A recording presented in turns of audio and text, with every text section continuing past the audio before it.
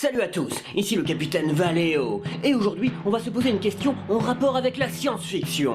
Vendredi 21 juin 2017 est sorti Valérian, le dernier film de Luc Besson, et accessoirement le film français le plus cher de l'histoire, avec un budget de 200 millions de dollars. Le même week-end est sorti le trailer de Thor 3 lors de la Comic-Con de San Diego. La Comic-Con de San Diego, c'est une énorme convention où les studios en profitent pour présenter les trailers de leur prochain gros film de science-fiction. Valérian, de son côté, est en train de faire un gros flop aux USA, qui est pourtant le plus gros marché en termes de cinéma. Ça n'augure donc rien de bon pour la suite. En parallèle, le trailer de Thor 3 a été un énorme succès, avec plus de 32 millions de vues sur YouTube, dont la mienne. Perso, j'ai bien aimé Valérian, que j'estime être de l'excellent SF. Et j'ai également adoré le trailer de Thor 3, qui est peut-être la chose la plus cool que j'ai vue depuis les Gardiens de la Galaxie. Mais alors, si les films de science-fiction américains fonctionnent, avec notamment Thor Ragnarok qui est bien parti pour péter le box-office, alors pourquoi est-ce que Valérian se ramasse?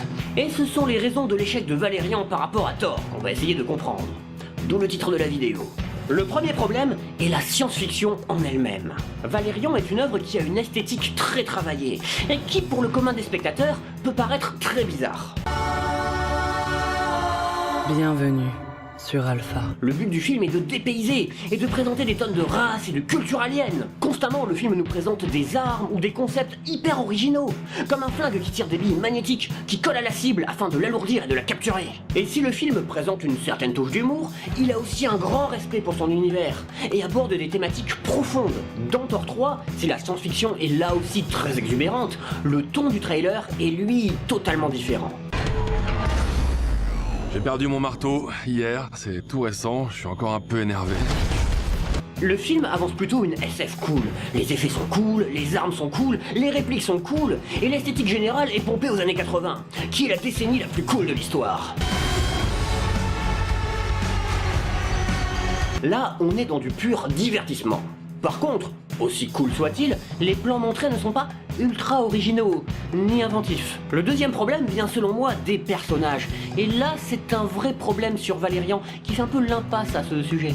Tout le film est basé sur la relation entre Valérian et Laureline. Et il faut bien avouer que c'est pas l'aspect le plus intéressant du film, et que c'est un peu raté. Je bosse qu'avec ma coéquipière. Salut. En tandem. Dès la bande-annonce, on sentait bien que les relations entre les personnages n'allaient pas être le point fort du film.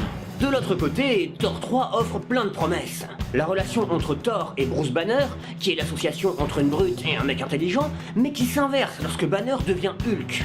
On se ressemble, toi et moi, deux têtes brûlées qui agissent sans réfléchir. Oui, on est les mêmes. Hulk comme le feu et Thor comme l'eau. Et on a aussi Thor et Loki, les deux frères ennemis, qui par la force des choses doivent s'allier.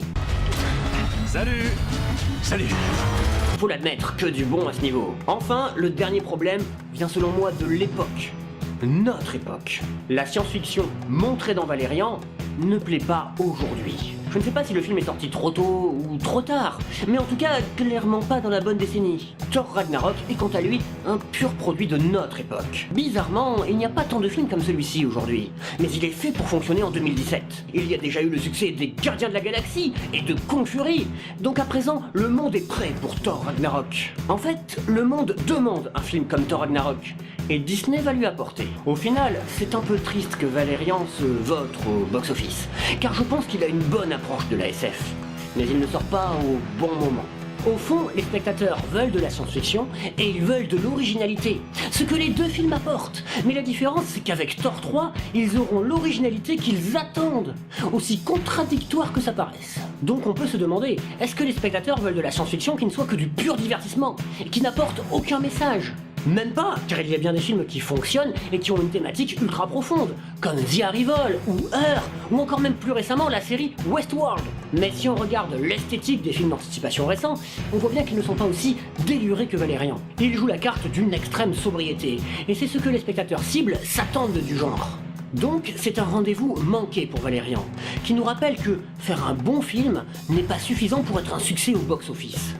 Il faut aussi être en accord avec les attentes de son époque.